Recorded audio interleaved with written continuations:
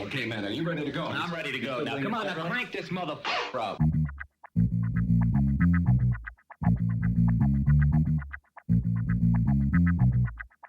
Break it down like this.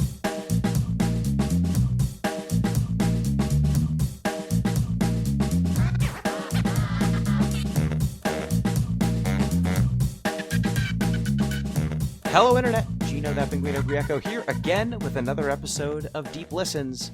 And today we are going to be discussing Freeways.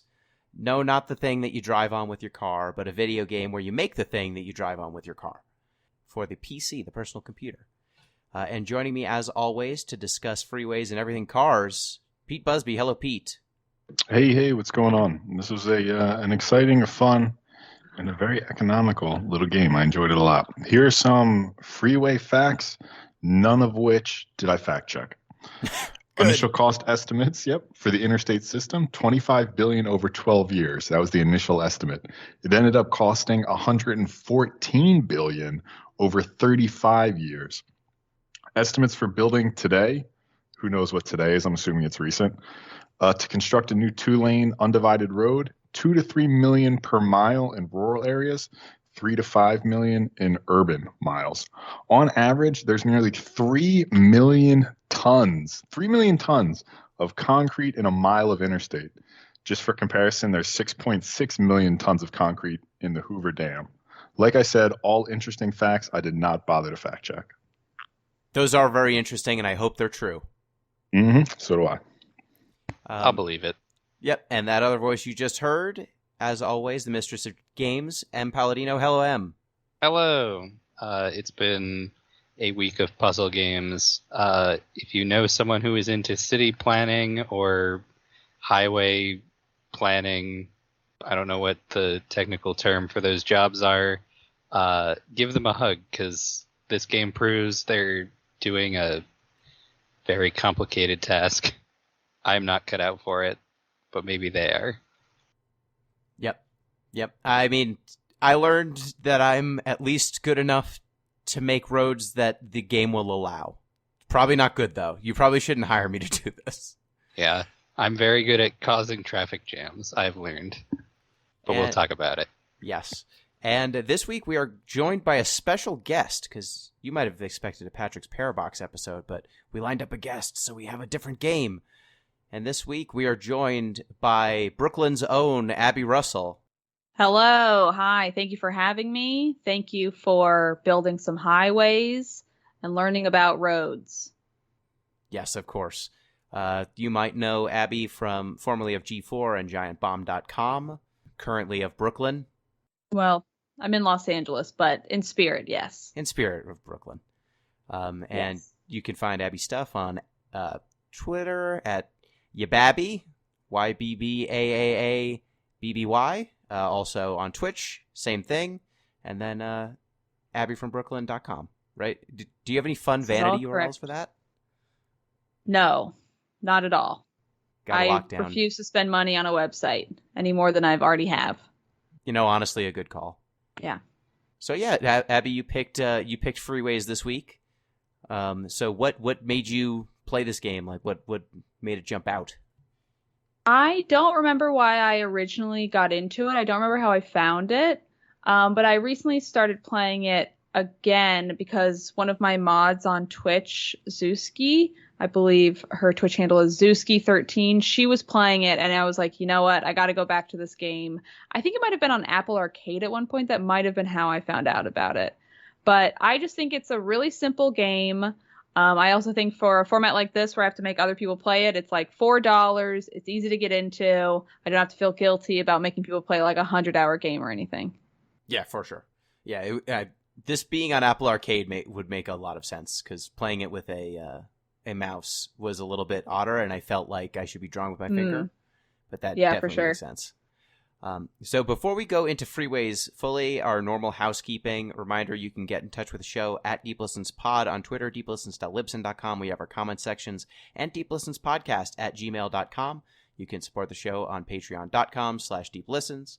And also, as the last few weeks, as we have been saying for actually, it's been a few months now, if you're in a position to do so, please do donate to the National Network of Abortion Funds. U.S. healthcare, specifically for folks who have kids, has gotten a lot more difficult and sporadic across the United States. So as we did with the community endurance run a couple months ago, we're still reminding people stuff's not good still. Just because the Supreme Court ruling on Dobbs didn't happen like yesterday doesn't mean things got better. So if you're in a position to do so, donate before you support the show on Patreon if you can. So that would be abortionfunds.org/donate if you're in a position to do so. So Em, with that housekeeping out of the way, we should do a quick Discord report for the folks in the Discord. Do we have anything going on in the Discord report? The Discord report. This week on the Discord, it's the usual stuff, basically. If you want to keep it quick, that's as fast as I can do it. We are talking about selling some cards. We just made a trades and sales channel in the Discord because sounds like Gino wants to get rid of some Magic cards. Yes. And let me tell you, when you go into your basement and pull up a bunch of boxes, if you want to have a good time, sort through some boxes. Yeah. I have some boxes you can sort through if you finish sorting your own. Oh, hell yeah. Because I don't want to do it. Other than that, I think we're good. Yeah, there's sumo talk going on. There's always sumo talk going on. Nice. Yeah. There's always sumo talk going on? There is. Oh, yeah. You should We go got on the some- Discord occasionally, Pete. We got some sumo fans. We got some basketball fans. I don't go into those channels. I have them muted, so I never know when they're popping off or not. Pete, maybe you're someone who's fought men. I have. I've fought men. I've sparred a Such couple a women too. You know, Weird I way like to spread it phrase around. that. Yeah, you'll do violence to anyone. Would you explain? Do you understand like why there isn't just like some incredibly jacked dude who just goes into sumo and just starts dominating? It feels like there should be someone who's just shredded Yeah. same weight, but shredded wheat. Yeah. So honestly, it's not really like my fighting knowledge is less applicable right now than my powerlifting knowledge is. So it's really just a question of mass moves mass, right? Like if you look at really like high level power lifters or strongmen, they're not fit looking dudes. They're obviously very fit, super strong, but they're big, they're bulky, they're fat, for lack of a better term, because all that mass makes it easier to move other mass. So sumo wrestlers are big because it makes them stronger, basically. Awesome. I do actually follow sumo relatively closely, so I have Oh, an answer. For should have this asked as well. you. Yeah. Oh, sorry, I was not aware. What Yeah, love sumo. Big sumo fan. What? But it's I will say that most sumo wrestlers you see are incredibly jacked. Mhm. They just also have like sort of a more thin layer of fat on them because they essentially spend all their day working out and then eating a bunch of food and sleeping to put on weight because it's harder to move. Essentially, like you were saying, Pete, it's harder to move someone who is heavy. But there are some smaller-ish sumo wrestlers, but typically you'll do better if you're a little more well-rounded. But they are very jacked. They are incredibly muscular, especially in their legs. Mm-hmm. Yeah. Yeah, I'm just so used to seeing sumo wrestlers with like an offensive lineman build and not very many with like a defensive lineman build. Yeah. Same concept. I don't know enough about football to understand what you're saying here, but okay. Offensive linemen tend to be kind of sumo builds, except maybe like 6'2", 6'3", but like 300 plus pounds, so they tend to be a little bit heavier. Whereas defensive ends, so like the guys who chase after quarterbacks, they tend to be like 6'5", really long arms, like 250 pounds, but like incredibly fast and strong. So like you've got the people who are there to basically occupy two grown men with their girth, and then the people who are just strong and fast. And both of them, function in football. So I just expected to see in sumo a little bit more body diversity. But I guess at the end of the day, you're trying to wrestle a person. So just being sure. heavy. In the lower levels, you do see a little more body diversity, but in the higher levels, you are more successful if you are strong as well as, I guess, harder to move. Because essentially, and you'll see this sometimes in sumo wrestling, a sumo wrestler can literally just pick up a smaller guy and just walk them out of the ring. Yeah, and that is always fun to see when it happens. It feels like the least violent way that it could end, honestly. Yeah. I'd say aside from maybe slipping and falling, probably. Yes. And that's it for the Discord report. Now I'm going to do a really quick shout out for my obsession of the week. This week, if you haven't checked out the new Maggie Rogers album, Surrender, it's very good. Check it out. I like it a lot. If you like, rock with a little bit of folksy influence, I really am starting to dislike looking up the ages of musicians, and they're all younger than me. Billie Eilish ruined it for me.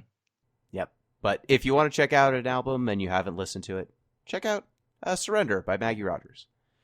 All right, so now without further ado, let's discuss Freeways.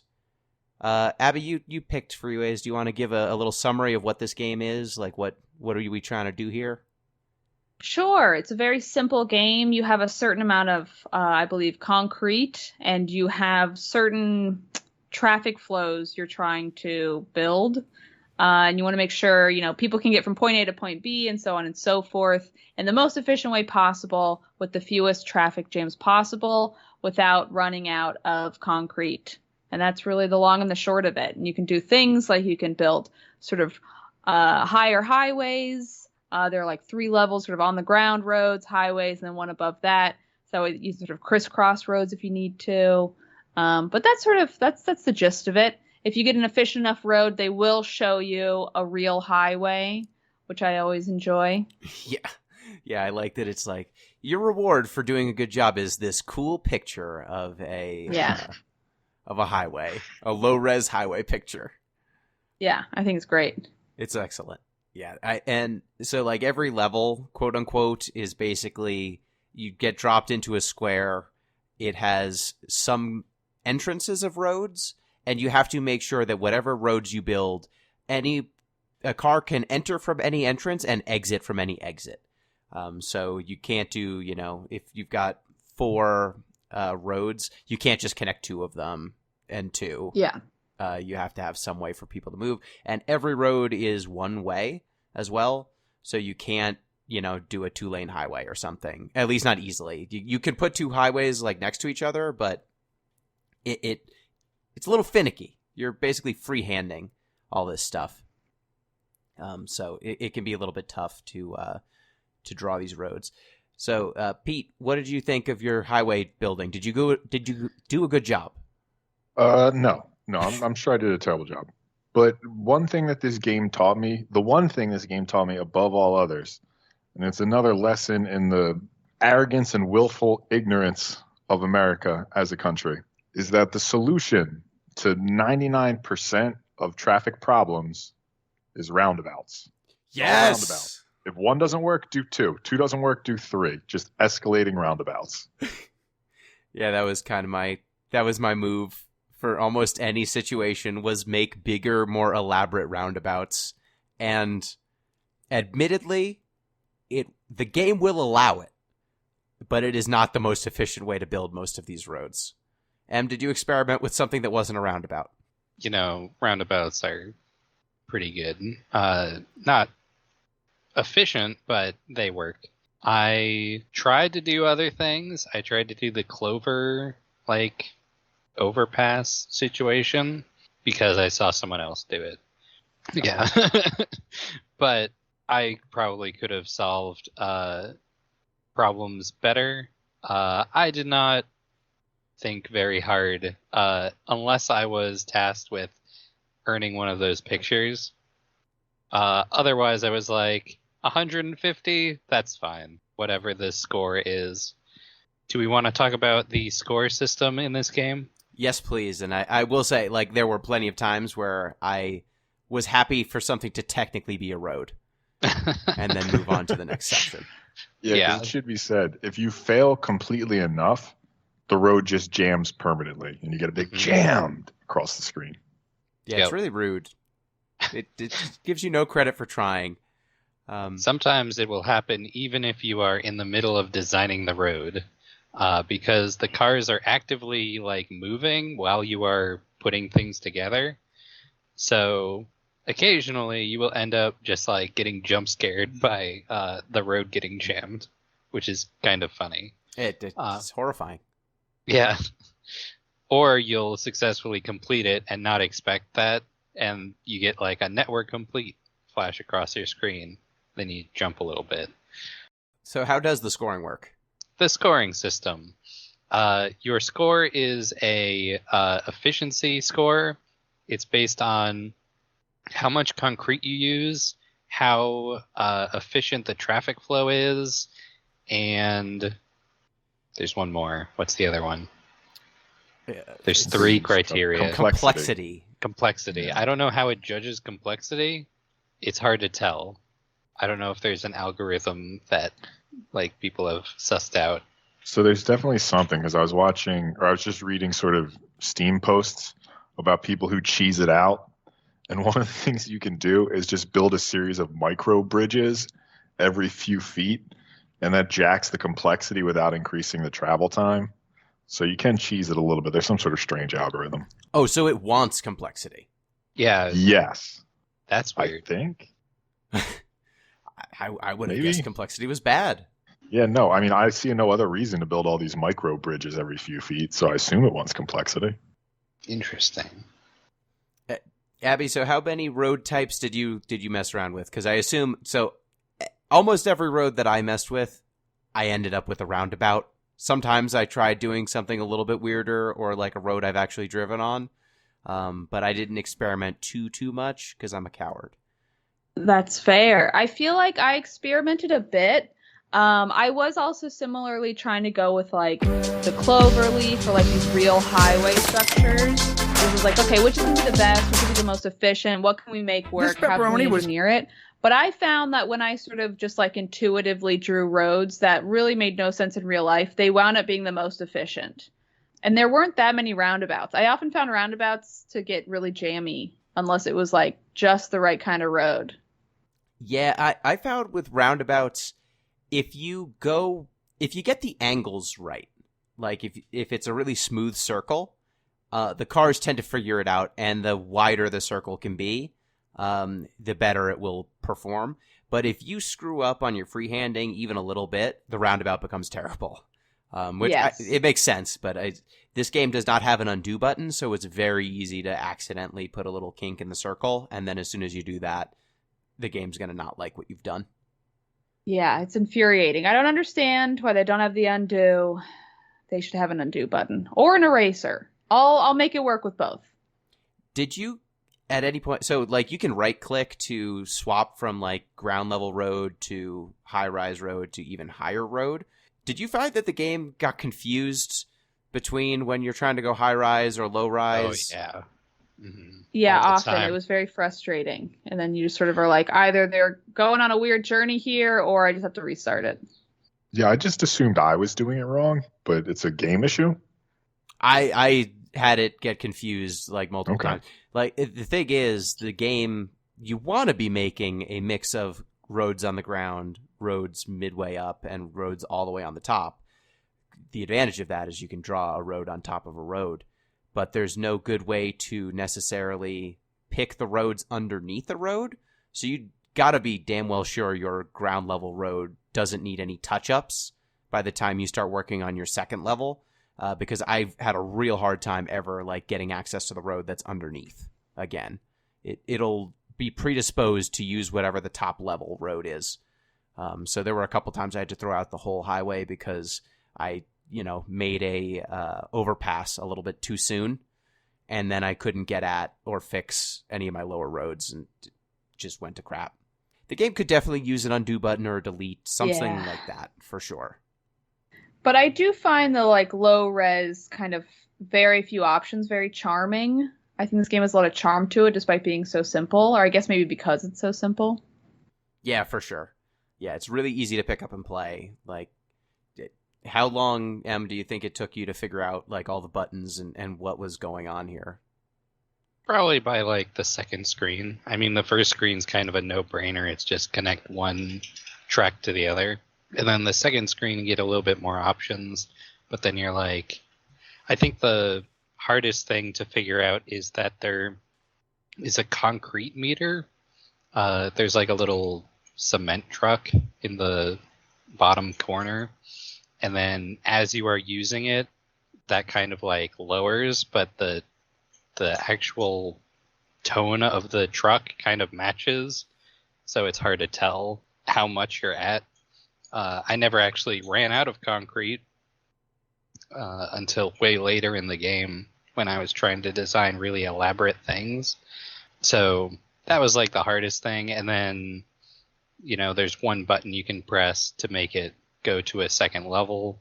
That same button, if you press it again, you will go to a third level, which sometimes you are not expecting to do. Like, I would click it, and then I'm like, okay, I'm done making a bridge. Click it off. I'm wasting concrete, because each level higher that you go costs more concrete to use. Yep. I don't know if you noticed that. I never got close to running out of concrete, but I assumed as much. Yeah. I was running out all the time. What were you building? Crazy stuff, like monuments. I put like statuary okay. in like the middle of my roads. I was Oh. like, it's fine. Good thinking, though. Wait, there was a statuary button? No. No. Of course not. What? I don't know. It's a simplistic looking game, but look, the arts matter. They're important. I did remember, so I don't know where I heard this. One of you might have even told me. But I remember either reading or hearing about civil engineering. And the person was like, the hardest thing, or like the most important thing when you're designing buildings, roads, whatever, is to make sure it doesn't look like a penis or a swastika. And I really try to take those lessons to heart in my designs. Just 2 life lessons. Whatever you do. In general, 2 shapes to very much avoid. Yeah, for sure. And I found like some of these intersections were pretty straightforward. Like, one road in each corner of the map. You just need to connect them all. And then some of these levels had like 5 or 6 different entryways with like a town in the middle and like a cornfield or something. And that's really where you have to get Jackson Pollock with it. What is the weirdest looking road you put together, Abby? Did you get any that were really just like, oh boy, I guess this technically works? I'm trying to think of the specific shapes. I mean, I think similarly they were on the levels that had like a lot of buildings or things I couldn't drive around. And it was just sort of like, this is barely held together. There is so much road here, you cannot see the grass. But somehow I've passed. It's really the roads that look like they should jam immediately. And they almost do, but the timer runs out just before they do. So I passed it. So I feel like it's those. Yeah, those are the ones where I felt like I was designing the roads in Texas. Yeah, 100%. Just like Wait. all Or concrete. Boston. Oh, okay, I see. I was going to ask for an example. Oh, I mean, if you drive around, so I've been to Houston is my like example for driving around Texas, and the Houston roads go 8 lanes wide in some spots. And there'll usually be like 3 or 4 tiers of road going on at the same time. And then you are also maybe, 20, 30 feet or higher off the ground because of how many loops and intersections there are. It feels like a roller coaster sometimes if you pay attention to what's going on with the road. Did any of you try the view where you can follow an individual car? No, that's What? cool. Yeah, there's I don't know if they do it on every level or not, but there's like basically a button you can press like in the same way that you follow or you get like the picture. You can press a button and it'll follow an individual car. And like for a game that already has like an interesting level of whimsy for being so simple, I found that delightful. I loved following the cars. And is that That's like great. I didn't know you could do that. I didn't either. That's like in Roller Coaster Tycoon where you just pick a person and follow them around. Yeah, pretty much. Mhm, Except exactly. with fewer fatalities. Maybe the way you're playing. Speaking of fatalities, this game, it's predicated on your car all of the cars are supposed to be automated self-driving cars, and if you like click on the little info icon when you boot the game up, it'll tell you like this is kind of a simulation that is designed to replicate what self-driving cars might do on roads. And I don't know, have y'all... I feel like it does a good job of the cars being just smart enough to mostly navigate the roads, but also just dumb enough to make bad choices sometimes. Like, they will leave entire sections of road unutilized if it doesn't think that's the most efficient way, even if, like, a section of road is completely unoccupied, and so it would probably be faster. Did y'all find that the simulation made sense? Like, did you feel like the cars were doing smart stuff? Smart stuff? Not quite. Yeah, I don't think smart is the word I would pick. They drove, technically. They sure were doing the driving part, not necessarily good driving. They stayed on the road. That's true. Yeah, didn't veer off into the roadless abyss. I wonder what model they tried to, like, there's two basic ideas for self-driving cars: smart roads and smart cars, like, depending on where you want to put the infrastructure. But we have this problem because we already have this huge highway system that, like I said, cost $114 billion to build. So smart roads are sort of out of the picture right now. So I guess you have to go the smart car route. So that's probably what they did. Or like we could build more trains and public transit. Yeah. There you go. I'm so glad you brought that up. That brings me to one of the things I wanted to talk about. So I think Freeways as a game works best and maybe works only in an American context, because Americans love highways and love cars. Like in any other country, this would be a game where you design high-speed rail. Yeah, in all likelihood. Yeah. Yes, it does feel very American to build a highway. I feel like this game is honestly a critique of car culture, if anything. Yeah, for sure. I did appreciate that every single car, there's basically like 4 or 5 types of car, and the cars are just colored based on what highway they want to get to. But they did a little bit of work to make them look visually distinct, which I appreciated. So again, I have no way of verifying this, but just based on the message boards on Steam, there is a slight difference in performance. So the yellow ones have a slightly lower top speed and slightly worse acceleration after they have to brake. The like regular sedan, what are they? Pink and green. They're just sort of regular cars, a little bit faster than the yellows. And the motorcycles are the fastest and the best accelerating yet.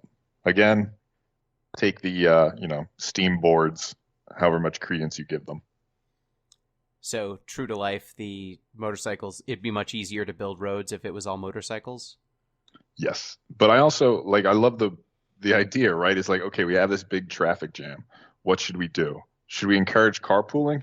Nah, to hell with that. More lanes.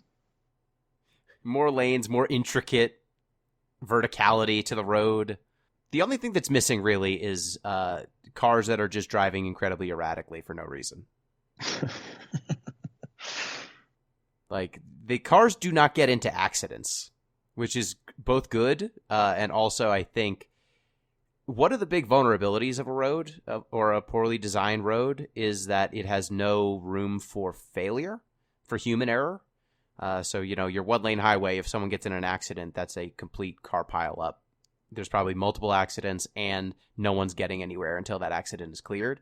Whereas most highways that you'll drive on, like interstates, will be 3 lanes, 2 or 3 lanes, which allows room for shoulders. It also allows room for cars that are disabled to not completely take down the entire highway. And this game really doesn't give you the space to build robust roads. I had a very hard time even getting 2 lanes to go next to each other, going in the same direction, just to kind of increase throughput. The cars did not understand that they were 2 lanes of the same road. It basically, you get on 1 lane and then you're stuck in it for the most part. This might be related to the idea that it's supposed to be autonomous cars. Like one of the many spurious promises in the failed dream of autonomous cars is that they'll actually reduce traffic because they can drive closer together, because machines react a lot more quickly than human drivers do. So, I mean, if you wanted to justify the no accidents, that'd probably be the most generous way to do it. Yeah, I mean, That's a pretty generous way to talk about it, but Yeah, very much so. like this game, I think the cars are bumper to bumper almost the whole time, but it's not. I wouldn't call it efficient necessarily. Looking at like the self-driving element of this car is also I've been seeing recently. Believe it or not, Tesla's at it again, folks. What? Elon Musk hasn't calmed down? I'm shocked. No, very much not. Shocked. But I believe he's currently suing a car, like, I don't know how to describe them. Like, basically a group of concerned citizens who basically post, like, anti-Tesla self-driving car videos. I think they have money in, I think it's LiDAR. There's like multiple ways you can detect what's in front of your car. Teslas use cameras. I believe LiDAR it's a radar like sound or electromagnetic wave sort of detection method. So one's like a bat, one's with visual. And since Tesla uses cameras, obviously there's problems when it rains, when there's low light sometimes. And so they recently posted a video of what's supposed to be a small child, right? You know, like a little mannequin about child height. And the Teslas that they were driving at it, I think it was a model. What's the cheap Tesla? Quote unquote cheap Tesla. Model S? S? Yeah, I was going to say S. I think it's just a Tesla Model S basically just mowing over these fake children constantly because it can't tell that they're kids. Despite the fact that it's like a child-sized mannequin. So designing. I feel about Oh, go ahead. I was just gonna say I feel about self-driving cars the way I feel about 3D printing. Like I've been told for years that this was going to revolutionize my life, and it just never has. Yeah, for sure. Have any of you had an experience in a self-driving car at all? No. Nope. I do take not an insignificant amount of like Ubers and Lyfts in LA, and occasionally they are Teslas. So that I have seen on their big screens the sort of like, it looks sort of like a 3D image of the road with like, here are cars going by and like a stop sign and whatever, and like people. So it is fascinating. So you get the sense of like what the car is seeing. Does that make sense? Yeah, for sure. I mean, it sounds cool as hell. Just the idea of trusting what is ultimately a camera with evaluate. Now, it does have other sensors. I think it also has some sensors for detecting like proximity, not just directly in front of it. But even still, like trusting what is basically a visual technology for any and everything when, you know, stuff gets on the road sometimes. Sometimes there's dirt. Sometimes there's smoke. I hope that by the time we get to self-driving cars more widely utilized, they're more robust. I'll say The part that gets me is there's this weird moral component to it. So like there'll come a time when an autonomous car has to get in an accident, right? Like something's gone wrong and the car in front of it stops short. Who knows what? And if And you're at that point, if you're in freeways, that's going to be all the time. yeah. And at that point, the autonomous car has to make a calculation. What am I going to hit? Am I going to hit that old lady on the right sidewalk? Am I going to try to vault the curb and like go into the other lane and just see what happens? And someone's going to have to program in this moral calculus into these self-driving cars. I think that's wild. For those of you listening at home, you can now drink because Pete has mentioned the trolley problem. Yeah, but it's like robot trolleys, you know? Mhm. Mhm. And what an if statement. What a series of if statements that has to be. If child, do something else. If old person, you know. Yeah, how old? Make a quick estimate on their age. What's their future earning potential? Oh yeah. I'm sure that when someone gets the source code on this, eventually it will be horrifying. Ooh, Almost so certainly. there's like one of the most famous car recalls in history, right? Is the Ford Pinto. This thing was a death trap, right? Actually, historically, might not have been that big of a death trap, but people all thought it was a death trap. And the solution was super cheap, right? There were multiple solutions that would have worked, and were all very cheap. But they found out when they were doing the calculus to figure out how much is a human life worth. Ah, Yeah, to see how much a recall would cost them. They came up with this figure. It was like, I'll make one up. It was like $253,000. They were like, that's the value of a human life. And the engineers at Ford took that number and said, that's a little hard. So they rounded it down to $250,000. I think the idea that they rounded down the value of a human life is just, it's absurd. It's something like Camus would put in a novel. for sure. Yes. So, boy, oh boy, that's horrifying. And the Ford Pinto famously, I believe, burst into flames in low-speed collisions. Yes. Yeah, because they had like the gas tank was right next to the rear bumper, and there were these 3 bolts sticking out of the bumper. Right where So you when you want got it. tapped, yeah, it would just jam into the gas tank. Just incredible. Cars are amazing. It's amazing they work at all. But boy, oh boy, like the Ford Pinto, incredible that in a high-speed collision, it's fast enough that the gas tank does not. It was designed for that, but at a low-speed collision, it would expose the gas, and then it would burst into flames. Ugh. That's cool. Oh yeah, it's a sick car. I'm sure that they're very available. They might still be. I wonder if that man. Now I want to know if the Ford Pinto went up in price now that like all cars are more expensive. I hope not. I have a lot of weird amount of Ford Pinto facts, but there was another one. So Of course you they were do. running this. Yeah, of course, right? It's a huge case of corporate malfeasance. Of course, I love it. So they were running these ads for the Ford Pinto back in the day. They thought this was going to be a real big seller, and they had to halt this one ad campaign like completely because the tagline basically, well, I'm paraphrasing slightly, but not much, was the Ford Pinto. It gives you that warm feeling. And everyone was like, oh my God, it's bursting into flames. That's pretty good. That's amazing. So, like, one of the other things that this game really made me think of was, as you're playing this game, there's not actually much of a semblance of the towns or the places that you're building. Like, there will occasionally be locations that seem to be cities or seem to be towns. Like, people want to go there and they will come out the other side. But you don't really get the sense that you're building in a real space. You might as well, you're floating in a black void with boxes representing different sorts of things. And one of the things that I was really excited about with this game is how streets and roads are built in towns nowadays. I became a little bit fascinated. Are you familiar with the concept of a strode? Any of you? No. Please Sounds tell us dirty, what Gino. a strode is. Oh, yeah. It So does have you ever been on a road where the speed limit's like 45 miles per hour, but there's like a Walmart on one side of the road and a Lowe's, and then on the other side of the road there's like a gas station and a Hobby Lobby? And I feel like there's that's most like It's very suburbs. specific. Yeah, you're describing Harrisburg perfectly. Exactly. And there's like the speed limit's 45 miles per hour, but there's maybe every half mile or mile there's a light because there's constant intersections. Of course. Yeah, so that's a strode. The idea of a strode is so streets are, think of it like a main street in a town. It's mostly walkable. You've got shops on both sides.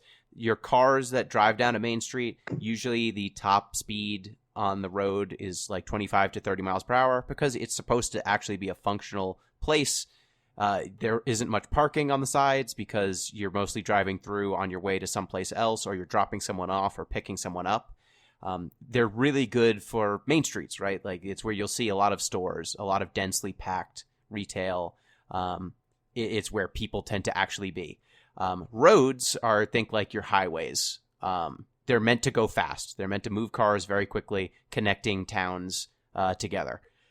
What suburbs have done in the U.S., largely because of the car culture, is connect big box stores with roads that are big enough to go 45 miles per hour, but also just have constant choppy stops because of the lights. And what happens, I mean, if you've driven on them, one, they're traffic nightmares because even though you can technically go 45 miles per hour, you're not actually going to be able to because of the lights. Two, you can't cross them for shit. They're always like 2 lanes, 3 lanes on either side, which makes it really hard for people who are biking or walking to get across safely. They're also very, very accident prone and accident driven because of the types of cars that people drive. If you're, getting caught behind lights all the time and you're in your, Ford F-150 and you just want to, dang it, you're just going to beat this light. This is the time you're going to do it. Well, Ford F-150s have terrible visibility low to the ground. So if someone kicks a ball onto the street, you're not going to be able to see, that kid running out into the street to get the ball. And you want to go 45 miles per hour because that's what the speed limit is. So Strodes are a terrible feature that we see in suburbs all the dang time. And they are just they're bad at everything. They're bad at driving fast. They're bad at getting you from place to place. They're bad at getting you into these shopping complexes. They're an eyesore. And if we lived in a better place, they would probably be replaced with bikes and walkability. But that's not where we live. And this fits the game too, right? Like basically suburbs have become these sort of anonymous no places where you're just sort of drifting between, like you said, big box stores. And in this game, that's been reduced to little icons. You get your little house, you get your factory. You don't really need any more information than that. They're all interchangeable. Yeah, they're all obstacles to your road, and the road is what's important. So, I guess kind of closing up on Freeways, like, did you see any pictures of Freeways that inspired you to go back in and try any of these levels again? Because I definitely just kind of bolted after completing something. But I was definitely inspired. I would be like, the next level, I'm going to try one of those clover patterns. Yeah, I feel like my method was always like start with trying to make like a cool highway or like a real highway and what's the best thing. And then after a few minutes of being like, this is not working, making the sloppiest roundabout you've ever seen in your life that somehow works, and then call it a day. Yeah. Did anyone see the picture of the Magic Roundabout? No. Oh, yeah. Why is it No. magic? So the Magic... Ed, do Five- you remember where it is? I don't know which level it was on. No, I meant like where in the Oh. world. It's definitely think- somewhere in England. It's England, Magic Roundabout. Let's find out. So while Em's looking it up, the Magic Roundabout is basically one giant roundabout with... Is it Swindon? It is Swindon. Oh, I'm so good. I'm really passionate about roundabouts now. It's one giant roundabout with 5 smaller roundabouts in the interior. What? Yeah. I have no idea how or why it works, but it does.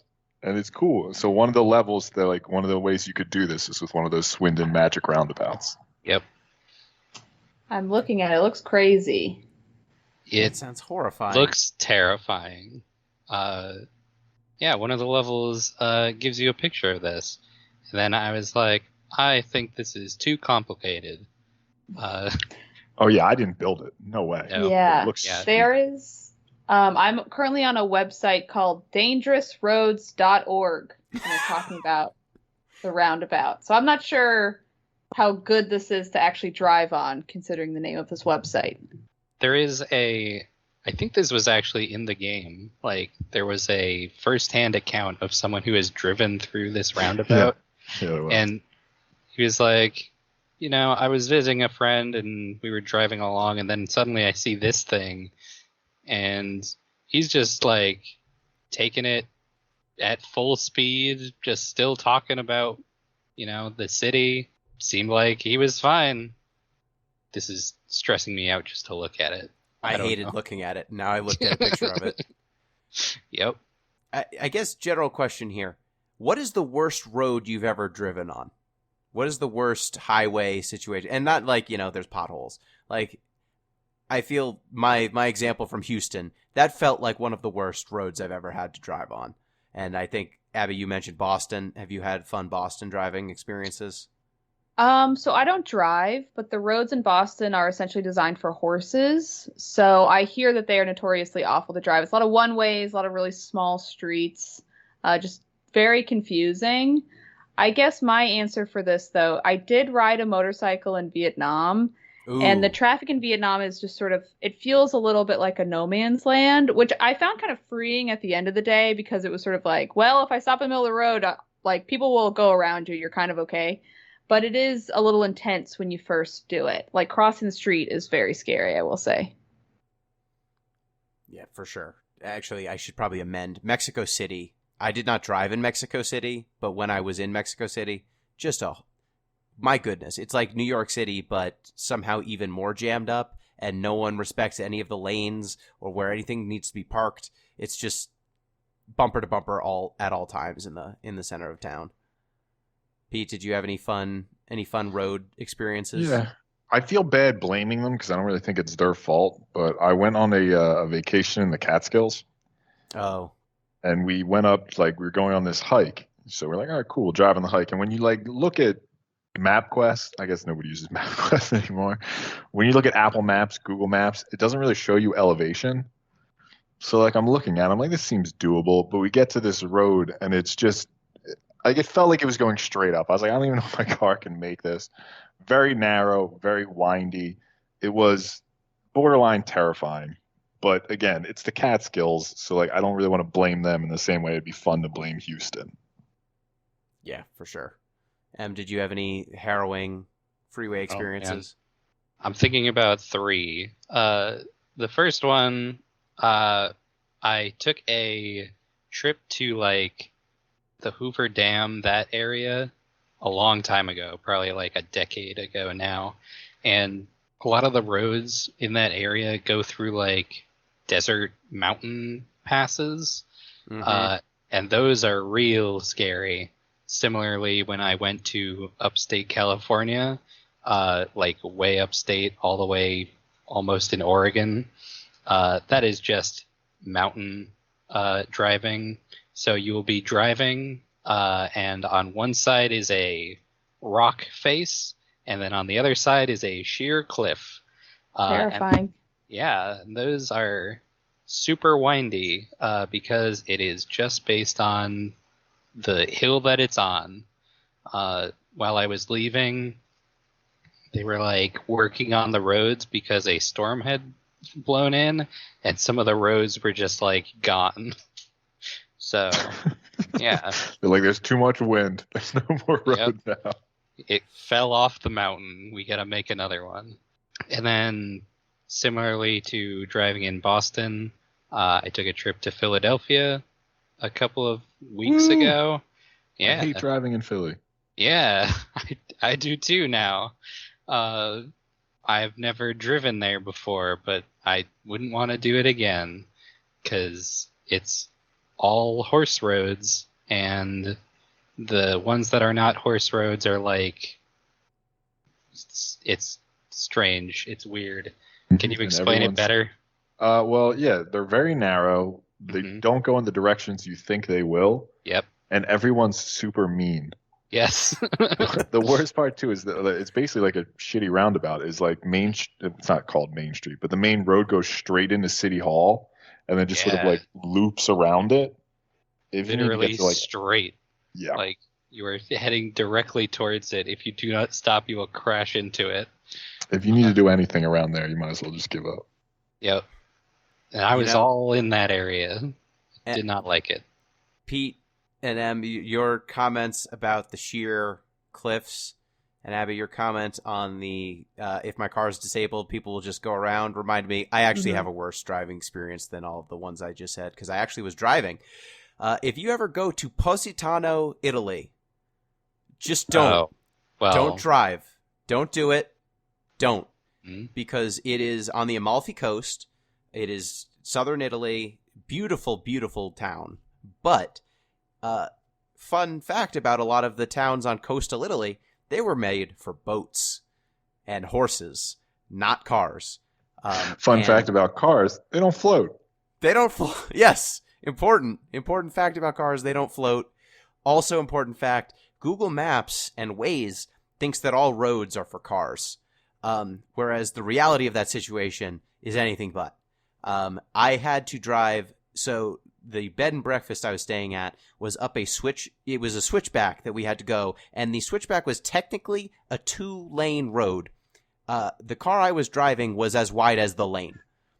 And I had a car actually come down while I was going up. So I had to be like on the edge. There's no Terrifying. railing of any kind. I had to drive because my father was not trusted to drive because he was deemed too reckless. So I had to go up the switchback. Then, as we were leaving Positano, we basically, how do I put this? Google Maps thought that the road was a road that was big enough for a car, and it was in fact not. It was more for a carriage or a motorcycle. So my dad was driving at this point, and the road got narrower and narrower and narrower, at which point it seemed like we wouldn't be able to make it, and we were trying to tell him to turn around, and he was like, no, the road says we should go straight. So we ended up wedged between two buildings. Like, have you ever seen Master of None? Nice. Yep. That happened. We got stuck. But he between throwing it in reverse and drive like 3 or 4 times, he managed to chisel his way out. Then continued to go straight. We lost a side mirror and scraped up the car. We had the good insurance. It's okay. We kept going until we realized that the road actually got even narrower. So then we did a 17-point turn to turn around, and then got stuck at the exact same point going out. At least you didn't have any mirrors this time. Yeah, got stuck again. He again managed to chisel the car out. It messed up the car beyond all recognition. We found another route down. We ended up on a road passing by Mount Vesuvius was in the distance. It was on fire because it was southern Italy in the summertime. And on this bridge we were taking, our tire popped. And then we had to be towed. And the fun fact also, the tow truck that came, the hydraulics blew on the tow truck. Oh my god. Nice. So the tow truck, like a very nice Italian man, was going to give us a tow, and then he was like, oh no, I need a tow. So they had to send a tow truck for the tow truck and then a tow truck for us. So moral of the not story, recommended? do not drive in Positano, Italy. If you can avoid it, Sounds like a nightmare. do not do it. Please don't. It's beautiful. Like, walk down to the Amalfi Coast, get a bike, hire someone who lives there to drive you. Do not drive. Actually, like when we told the person at the rental company that we were going to Positano, they were like, get the good insurance. Get the one where the car can explode and you walk away with no bill. So yes, 100% recommend. So any closing thoughts on Freeways?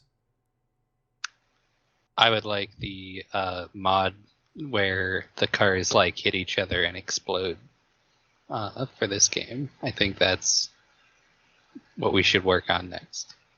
Yeah, Demolition Derby mod. Yep. I love that. Mm-hmm. Burnout Paradise mod. I want the rating at the end to also calculate how many fatalities happen on that road. I think we have a very different game after that. Did anyone try to connect 2 highways going in opposite directions? Will it let you? It doesn't let you. I mean, lame. The Sick of cars, this nanny state. the cars will go on to the other highway, if it's a direction that they want to be going, but then they'll do a 3-point turn, and it takes forever, and also it jams everything up. Yeah, it's not ideal. It's not the fiery inferno we wanted. No. No, not at all. Not yet. Not until I put my mod on it. Yeah, for sure. So if we don't have any closing thoughts, in that case, I think that'll do it for Freeways. Thank you, Pete. Yeah, this was a very nice little game. More than worth the price point. Thank you, Em. Thank you. I don't think I'm going to go into highway design professionally, but if you are a highway designer, tell us about your fun highway experiences in Freeways, because I'm sure you'll do a lot better than we did. Yeah, and thank you, Abby. Thank you. I hate driving, and I think that the United States should have better public transit infrastructure.